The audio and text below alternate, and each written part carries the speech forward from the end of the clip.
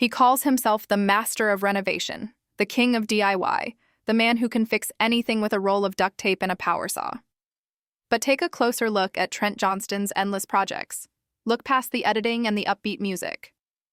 What if I told you that those constant renovations aren't a hobby? What if they are actually in a desperate, non-stop battle to keep their massive dream house from collapsing into a financial nightmare that could ruin them all? We have been watching the Johnstons for years, admiring their sprawling estate and their seemingly perfect life in the country.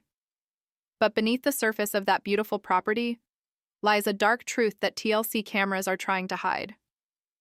We are talking about a house that is constantly breaking, a mortgage that might be underwater, and a family that is trapped in a money pit so deep they might never climb out. This isn't just about a few leaky pipes. This is about a financial disaster waiting to happen. Before we dig into the exclusive theories and the shocking numbers that suggest the Johnstons are broke and trapped, I need you to do me a huge favor. If you want to stay ahead of the curve and hear the truths that other channels are too afraid to talk about, make sure you hit that like button right now. Smash subscribe to 7 Little Couple and turn on those notifications. You do not want to miss what we have uncovered about the reality TV families you think you know. Let's go back to the beginning. When the Johnstons moved into their riverside home, it was presented to us as the ultimate victory. After years of hard work, cramped spaces, and fixer-uppers, they had finally made it.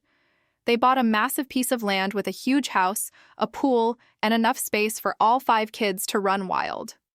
It was the American dream on steroids. We watched them settle in, we watched them play in the yard, and we watched them host parties. It was portrayed as the culmination of their success, the perfect home base for their large family. The narrative was clear. The Johnstons have made it. They are wealthy, they are successful, and they are living in luxury.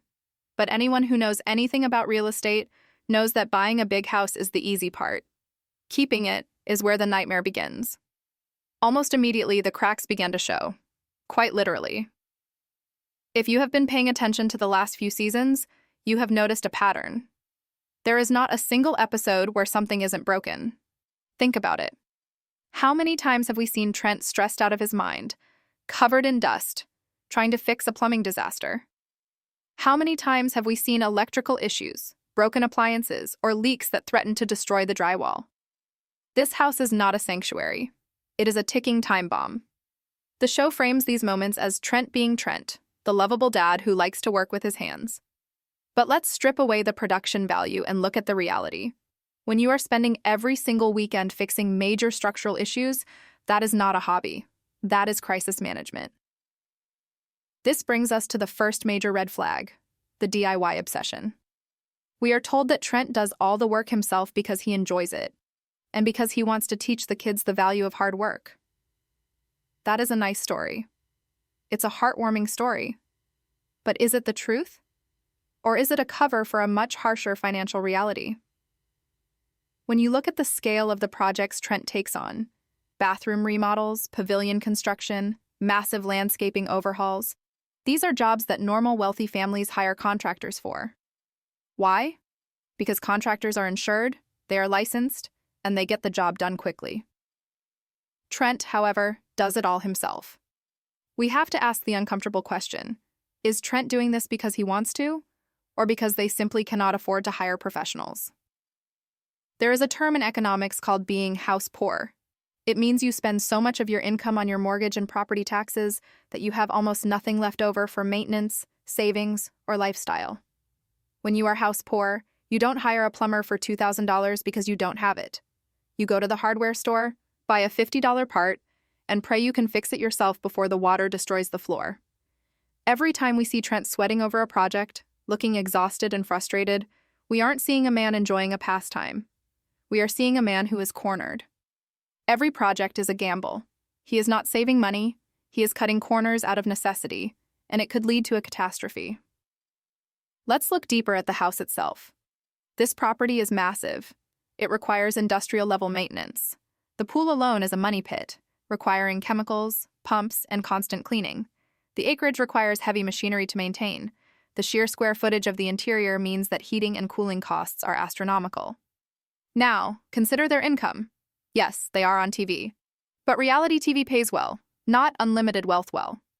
Unlike the Kardashians or the housewives, the Johnstons have a large family to support, college tuition to think about, and a lifestyle that consumes cash rapidly. If they overextended themselves to buy this house, which is very common for reality stars who think the checks will last forever, they are now stuck in a cycle of debt. This is where the narrative takes a darker turn.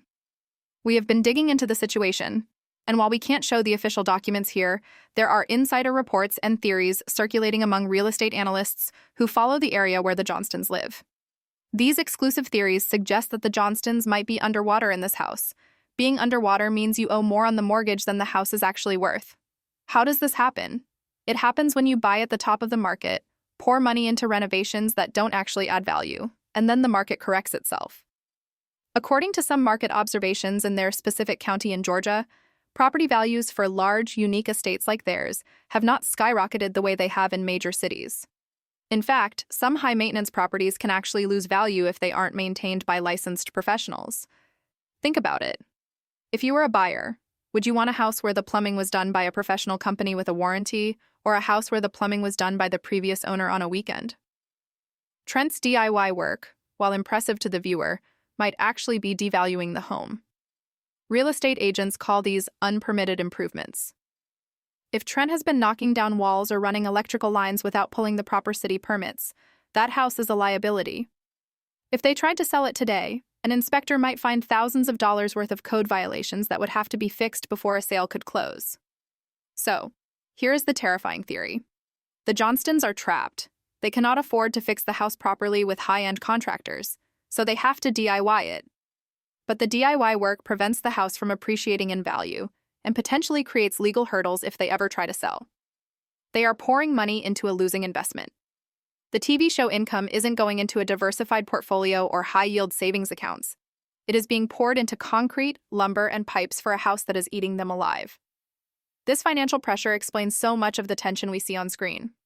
Have you noticed how eager they seem to get the kids out of the house? The narrative is always about independence and growing up. But let's look at it through a financial lens. Every adult child living in that house costs money. Food, electricity, water, car insurance, cell phone bills. When you are house poor, reducing your monthly overhead becomes an obsession. The push for Jonah to move out, the pressure on Liz, the strict rules for Anna, it all aligns perfectly with a family that is desperate to lower their monthly burn rate. They aren't just teaching independence, they are shedding expenses. Let's talk about the fake public records theory that is blowing up on the forums. Now, obviously, we have to treat this as speculation, but the numbers being thrown around are alarming.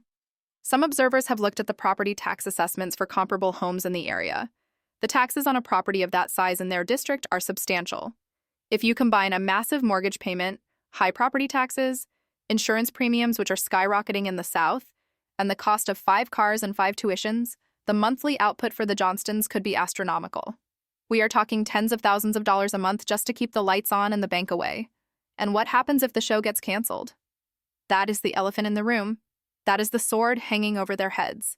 This entire lifestyle, this entire house, is sustained by TLC. If the ratings dip, if the network decides to pivot, the income stream dries up overnight. But the mortgage doesn't stop. The leaks don't stop. The property taxes don't stop. Without the show, the Riverside home goes from a dream to a prison instantly. This fear is what drives the drama. They have to keep the show interesting. They have to keep the viewers watching. Because if we stop watching, they lose the house. It is that simple. The stress of this financial tightrope walk is evident in Trent and Amber's behavior. We see the control issues. We see the snapping. We see the intense pressure they put on the kids to succeed. That isn't just parenting, that is panic. They know how fragile their empire is. They know that one bad season, one cancellation, or one massive structural failure in the house could wipe them out.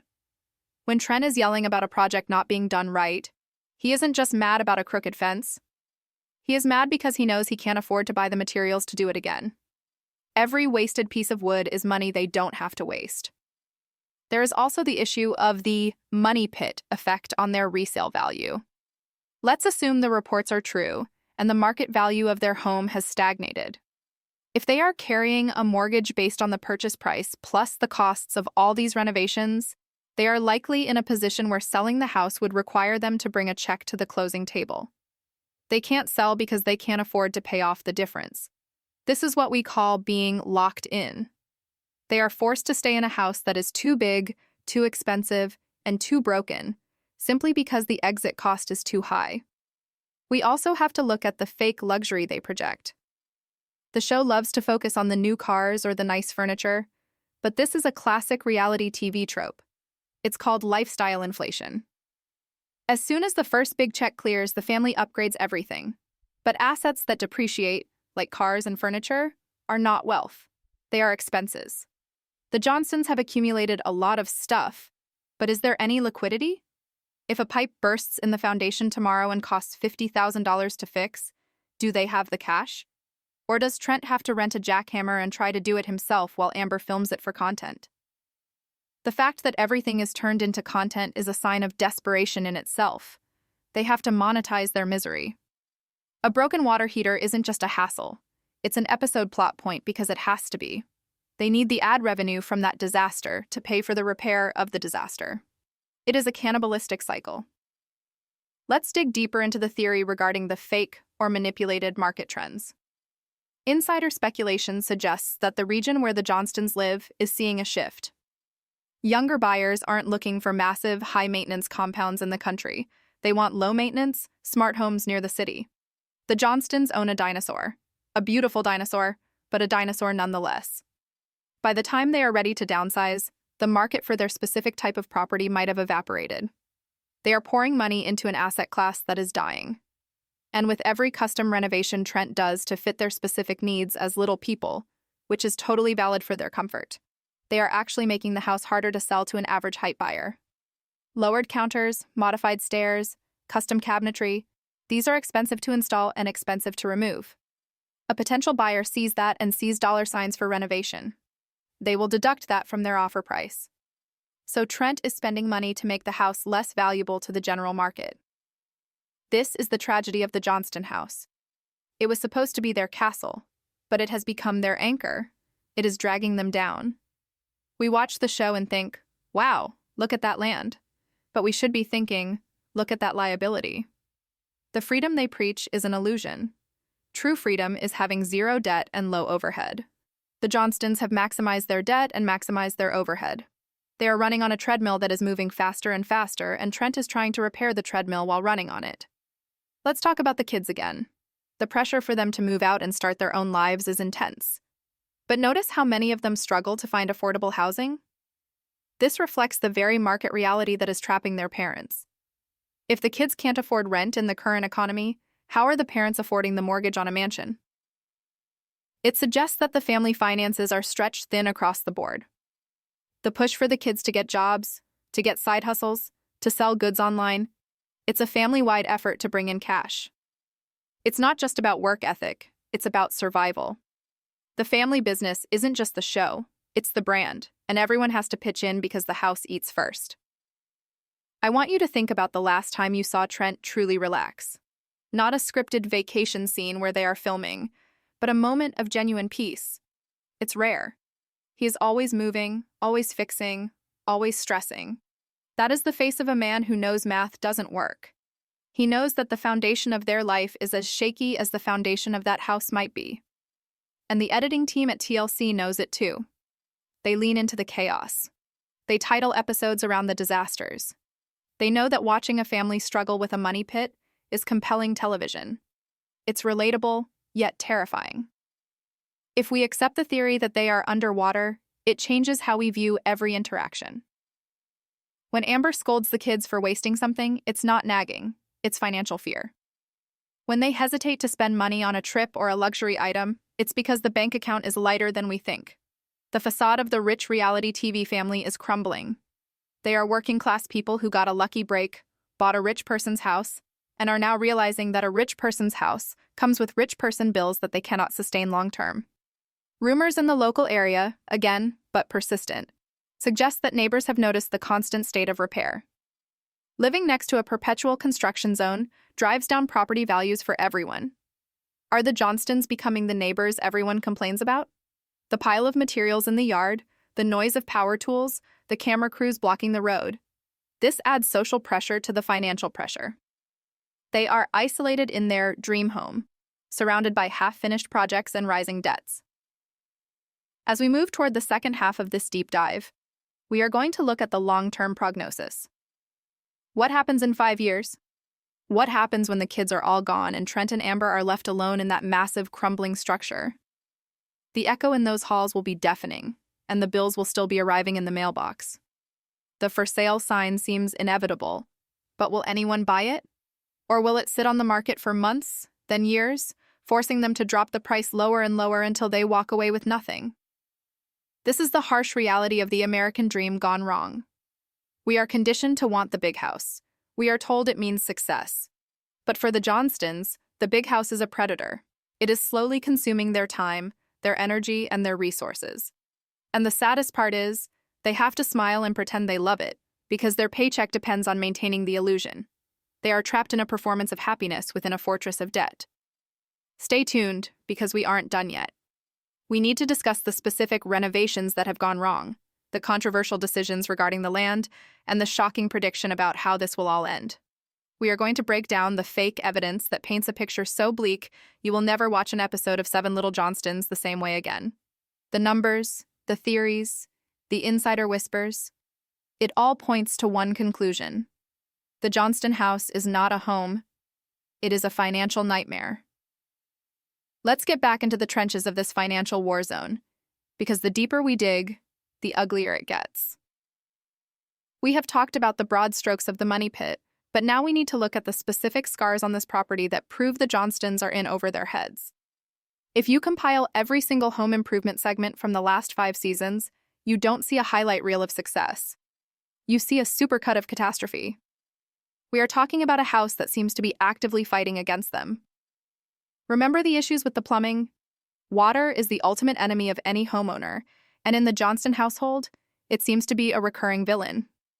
We have seen leaks, we have seen backups, and we have seen Trent frustrated to the point of exhaustion trying to wrangle pipes that look like they haven't been updated in decades. Here is the reality that the show glazes over. Water damage is insidious. For every leak you see on camera, there is likely mold growing behind the drywall that you don't see. Remediation for mold isn't a few $100s, it is tens of thousands. It requires tearing out walls, bringing in industrial dehumidifiers, and sometimes condemning entire rooms. When we see Trent patching a leak with a quick fix, we have to wonder, is he fixing the problem, or is he just putting a Band-Aid on a bullet wound? The narrative frames him as a hero, but a professional inspector would likely view him as a liability. Every time he touches the plumbing without a license, he is potentially voiding his homeowner's insurance policy. That is a terrifying thought. If a major pipe bursts and floods the basement, and the insurance adjuster sees that the previous repairs were done by an amateur, they could deny the claim entirely. That would be the financial death blow for the family, leaving them with a destroyed house and zero payout. And it's not just the plumbing. Look at the electrical work. Look at the appliances that seem to fail on a rotating schedule. This house is consuming capital at an alarming rate. We have to consider the sunk cost fallacy. This is a psychological trap where people continue to pour money into a failing investment simply because they have already spent so much on it. They think, we just spent $5,000 on the roof, we can't move now, so they spend another $5,000 on the HVAC, and then another $3,000 on the septic system. They are chasing their losses, throwing good money after bad, convinced that the next repair will be the last one. But with a property of that size and age, the repairs never stop. They are stuck in a loop of financial bleeding that drains their accounts faster than TLC can replenish them. Now, I want to share something with you that is going to change how you see their net worth entirely. We have been looking into exclusive theories and market analyses that paint a shocking picture of their real estate standing. While we cannot show official tax documents for privacy reasons, we have constructed a financial model based on local real estate trends in their specific county in Georgia, combined with the estimated purchase price and renovation costs. This mock analysis reveals a devastating possibility. The Johnstons are likely underwater. Let's look at the numbers. When they bought the house, the market was in a specific place. Since then, interest rates have skyrocketed. High-end, large acreage properties in rural areas have seen a cooling in demand as buyers shift toward more manageable, suburban homes. According to our theoretical market analysis, the base value of the Johnston property may have actually plateaued or even dipped when adjusted for inflation. Now add in the hundreds of thousands of dollars they have likely spent on materials for the pavilion, the pool, and the interior remodels. You might think renovations add value, but that is the biggest lie in real estate. A swimming pool actually limits your buyer pool because many people don't want the maintenance and liability. Custom pavilions are nice, but they rarely return dollar for dollar value. So if they bought the house for X and spent Y on renovations, they need to sell it for X plus Y just to break even. But the market says the house is only worth X minus 10%.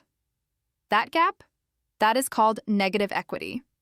That means if they put the for sale sign up today, they would have to write a check to the bank to leave.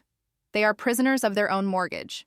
This theory perfectly explains why they never talk about moving, even though the house is clearly too much work for them.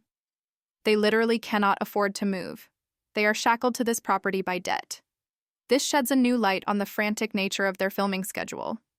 Have you noticed how they are constantly looking for new angles, new drama, new challenges for the show? They are desperate to keep the ratings up because the TV money is the only thing covering the monthly shortfall. If the show is canceled, they can't just go back to regular jobs and keep this house. A regular salary cannot support a sinking ship of this magnitude. They are riding a tiger, and they can't get off without being eaten. Let's connect this underwater theory to the kids. The narrative of tough love and kicking the kids out at a certain age is a staple of the Johnston parenting style. But let's look at the proof, hidden in the financials. Why are they so eager to get the kids off the payroll?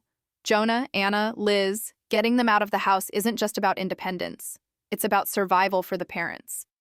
Every kid that moves out has one less mouth to feed, one less shower running up the water bill, one less person adding wear and tear to the crumbling infrastructure of the home. But here is the twist. Because the parents are financially drained by the house, they cannot set their kids up for success the way truly wealthy families do. We see the kids struggling with their own housing, their own bills, their own relationship hurdles. If Trent and Amber were sitting on a pile of cash from the show, they would be helping the kids with down payments or buying them starter homes to film in. Instead, we see the kids struggling to rent apartments. This is a huge tell. It screams that the family wealth is illiquid. It is all tied up in the dream house that has become a nightmare. The parents are hoarding resources to keep the roof over their own heads, leaving the kids to fend for themselves in a brutal economy. The house is draining every penny they have, and the collateral damage is the financial stability of the next generation. Now, let's look at the fake public records graphic we have visualized for this scenario. Imagine a graph line plummeting downward labeled property value, while a red line skyrockets upward labeled maintenance costs. Where those two lines cross is the bankruptcy point. Our theory suggests the Johnstons crossed that point 2 seasons ago. Everything we are watching now is a zombie economy, a family that is technically insolvent but keeps up appearances through cash flow from the network. This is why Trent's DIY isn't a quirky character trait. It is a symptom of financial distress. A wealthy man hires a crew to build a deck in a week. A broke man builds a deck himself over 6 months. Trent is trading his time, his most valuable asset, because he doesn't have the liquidity to pay for labor. And let's be honest, the quality of the work is questionable. We have seen the mishaps. We have seen the good enough attitude. When you try to sell a house where the electrical was done by a dad watching YouTube tutorials and the plumbing was patched with hopeful thinking, the home inspector is going to have a field day. They will find code violations. They will find safety hazards. And they will demand price reductions that the Johnstons cannot afford to give. This leads us to the grand conclusion, the prediction that no one else is willing to make. The Johnston house will be their downfall. They are trapped in a classic money pit scenario, but played out on a national stage. They cannot afford to fix the house properly, which leads to further degradation of the asset. They cannot afford to sell the house without taking a massive loss that would wipe out their life savings. And they cannot afford to stop filming, because the show is the only thing paying the mortgage. Their beautiful dream home has become their prison. The sprawling acres are just more grass to cut. The pool is just a chemical bill. The pavilion is a monument to wasted money. The only thing keeping them from foreclosure is the very TV show that forces them to pretend everything is perfect. It is a psychological and financial pressure cooker. So what happens next? Our prediction is that we will start to see even more desperate attempts to monetize the property. Maybe they will try to turn it into a venue or an Airbnb, or start selling merchandise related to the farm. We will see more product placements in the episodes to bring in extra cash. We might even see a downsizing arc spun as a positive lifestyle change, when in reality, it is a forced liquidation to avoid bankruptcy. Watch closely in the next season. Look at the background. Look for the peeling paint, the water stains on the ceiling, the worn-out furniture. Look at the stress in Trent's eyes when a bill is mentioned. Listen to the way they talk about money with the kids. The clues are there. The illusion of the wealthy reality TV stars is cracking, just like the foundation of their house. The Johnstons are good people who worked hard, but they fell for the trap of the dream home. They bought more than they could handle, and now they are serving a life sentence of maintenance and mortgage payments. It is a cautionary tale for all of us. Success isn't about the size of your house, it's about the size of your freedom. And right now, the Johnstons are not free. They are employees of their own estate, working tirelessly to keep a sinking ship afloat for our entertainment. If you enjoyed this deep dive into the hidden financial crisis of the Jansen family, you need to smash that like button. It helps the algorithm show this truth to more people. And don't forget to subscribe to 7 Little Couple. We are the only channel brave enough to look past the editing and show you the reality behind reality TV. We have more investigations coming up, including a look into the contracts of the kids and who really owns the rights to their image. You do not want to miss it. Until next time, keep your eyes open. Because in the world of reality TV, nothing is what it seems. The cracks are there. You just have to know where to look. We are not done yet, because we haven't even scratched the surface of the biggest financial black hole on the property, the pavilion. If you want to understand why the Johnstons are likely teetering on the edge of financial ruin, you have to look at this massive outdoor structure. On the show, it was presented as a fun family project, a place to gather, a symbol of their unity. But from a financial standpoint, it is what experts call a white elephant. A white elephant is an asset that is expensive to maintain, difficult to dispose of, and generates no profit. Let's break down the math that TLC isn't showing you. The cost of lumber during the time they were building that structure was at an all-time high. We are talking about premium prices for wood, concrete, and roofing materials. A certified contractor would have likely quoted them $50,000 to $60,000 for a structure of that magnitude. Trent decided to do it himself to save money. But did he? When you factor in the cost of materials, the rental of heavy machinery, the mistakes that had to be fixed, and the sheer amount of time spent, the savings are negligible. But here's the kicker. Does a massive open-air pavilion add value to a home in rural Georgia? Real estate appraisers will tell you, not really. It is considered a personal preference item. A potential buyer looks at that and sees a maintenance liability. They see a roof that will need replacing, wood that will need staining every 2 years, and a haven for pests and insects. Trent poured tens of thousands of dollars into a structure that likely added $0 to the appraisal value of the home. That is the definition of burning cash. It is a vanity project, plain and simple. They built a monument to their own show instead of investing in assets that they appreciate, like upgrading the insulation or modernizing the HVAC system for efficiency. And speaking of efficiency, let's talk about the invisible killer, the utility bills. We have touched on this, but we need to really visualize it. This house is not a modern, energy-efficient smart home. It is an older, large estate. The insulation is likely outdated. The windows are likely single-pane or older double-pane seals that have failed. In the humid Georgia summers, keeping that massive interior cool is a war against physics. We are estimating electric bills in the range of $800 to $1,200 a month during peak season. Add in the cost of heating the pool, because you know they aren't jumping in freezing water, and the pump running 24/7 to keep the algae away. We have a theory that a significant portion of their on-air conflicts are actually sparked by the arrival of the utility bills. When Trent is yelling about doors being left open or lights being left on, it's not just dad mode, it's panic mode. He is doing the mental math of every kilowatt hour being wasted. This is the reality of being house poor. You live in a mansion, but you are afraid to turn on the air conditioning. You have a pool, but you stress about the cost of the chemicals every time you shock the water. It sucks the joy out of the luxury. Now let's pivot to a very controversial theory regarding the unpermitted renovations. This is a huge topic in the construction world. In many counties, you are required to pull a permit for any major electrical, plumbing, or structural work. This involves paying a fee and having a county inspector come out to sign off on the work. This ensures the house is safe and up to code. Based on the speed and chaotic nature of the renovations we see on the show, it is highly unlikely that Trent is pulling permits for every single project. Why does this matter? It matters because unpermitted work is a ticking time bomb for the resale value. Imagine this scenario. The Johnstons finally decide to sell. They get a buyer. The buyer hires a rigorous home inspector. The inspector goes into the bathroom Trent remodeled. He opens the electrical panel. He looks at the plumbing underneath the new sink. If he sees work that is not up to code, improper wire gauges, venting issues, structural supports that were removed, he flags it. The buyer then goes to the county records. They see that no permits were pulled for a bathroom remodel in 2023. Now the Johnstons are in trouble. The county can force them to tear out the entire renovation and redo it with a licensed contractor before the house can be sold. Or the buyer walks away. Or worse, the buyer demands a $50,000 credit to fix the illegal work.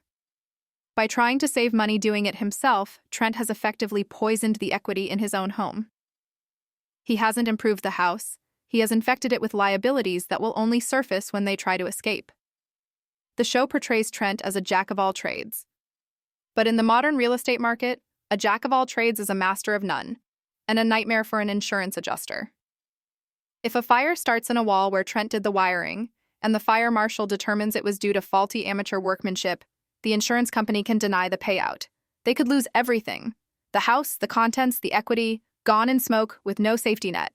That is the tightrope they are walking every single night they go to sleep in that house.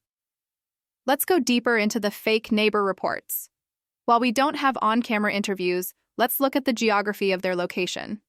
They are in a semi-rural area, but they still have neighbors. Living next to a reality TV production is loud. It is intrusive. There are crew trucks, bright lights, drones, and constant construction noise. In many high-end neighborhoods, this lowers the property value of the surrounding homes.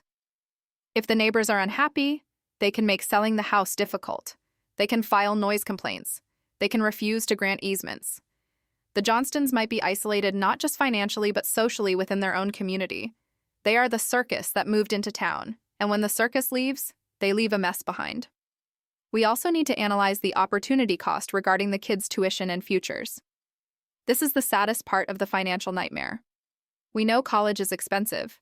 We know setting up 5 children for adulthood is expensive. Imagine if the money dumped into the pavilion, the pool repairs, and the constant reflooring had been put into a compound interest investment account for the kids instead. We are talking about hundreds of thousands of dollars over the last decade. Instead of a nest egg, the kids are inheriting the work ethic to struggle. They are being taught that homeownership is a constant struggle, a constant battle against leaks and breaks. This shapes their worldview. We see Jonah and the others stressed about money, stressed about their own living situations. Are they repeating the cycle? Are they looking for fixer-uppers they can't afford because that's what they saw their parents do? The financial trauma of the money pit house is generational. It teaches you that money is for fixing things, not for enjoying life. And what about the fake business ventures? Remember when they talked about selling goods or the online shops? These are often desperate attempts to diversify income because the house eats so much cash. If the house was truly an asset, they wouldn't need to hustle so hard on side gigs. Wealthy people with paid-off homes don't spend their weekends stressing about fulfilling orders for handmade goods unless it's a passion project. For the Johnstons, it feels like a requirement. It feels like, we need to pay for the new septic tank, so we need to sell X amount of product this month. The house is the boss, and they are the employees. Let's look at the potential exit strategy, or lack thereof. Most people buy a big house, raise kids, and then downsize. They sell the big house, take the equity, buy a smaller condo, and use the leftover cash for retirement. But as we established with our underwater theory, if the Johnstons have negative equity, they have no nest egg. They are stuck. They can't downsize because selling the big house costs them money. They might be forced to stay in that house until they are physically unable to maintain it. Imagine Trent and Amber in their 60s or 70s. The stairs become a hazard. The acreage becomes impossible to mow. The pool becomes a green swamp because they can't clean it. The house slowly rots around them because they can't afford the help to maintain it and they can't afford to leave. This is a tragic, gothic ending to the story. It's the Grey Gardens scenario. A once beautiful estate crumbling while the owners live in denial inside, surrounded by the relics of their TV fame. This is why we are predicting a major shift in the show's narrative in the next 2 years. Keep an eye out for a storyline about simplifying. They will spin it as wanting to travel or wanting less responsibility. They will try to sell the move as a choice. But you, the educated viewer, will know the truth. It won't be a choice. It will be a rescue mission. They will be fleeing the scene of the crime. They will be liquidating the money pit before it swallows them whole. But here is the catch. Can they sell it? In a high-interest rate economy, who is the buyer for a customized, high-maintenance, rural estate with potential unpermitted work? The buyer pool is microscopic. It might sit on the market for years. We might see seasons of the show dedicated to staging the house, trying to make it look perfect for buyers, while behind the scenes they are dropping the price by $10,000 every month. The drama of the unsellable house could become the final arc of 7 Little Johnstons. So, when you watch the next episode, don't look at the smiling faces in the confessionals. Look at the background, look at the siding, look at the roofline. Look for the signs of wear and tear that the cameras try to avoid. The house is a character in the show, and it is the villain. It is a hungry beast that demands to be fed money, time, and energy. And right now, the Johnstons are running out of all three. This is the reality of the financial nightmare. It's not a sudden explosion. It's a slow, painful squeeze. It's the stress that wakes you up at 3 a.m. It's the argument about the credit card bill. It's the fear that the show will end and the bank will come calling. The Johnstons are fighting a war they cannot win, and they are doing it for our entertainment. If you want to see us expose more financial secrets of reality TV families, if you want to know who else is faking their wealth and living in a house of cards, you need to subscribe right now. We are digging through the records, we are connecting the dots, and we are bringing you the stories that the networks are trying to bury. Hit that like button if you agree that Trent needs to put down the hammer and hire a professional. Comment below. Do you think they should sell the house now or try to keep fixing it? Let us know your theory. Thanks for watching 7 Little Couple, and remember, the truth is always in the cracks.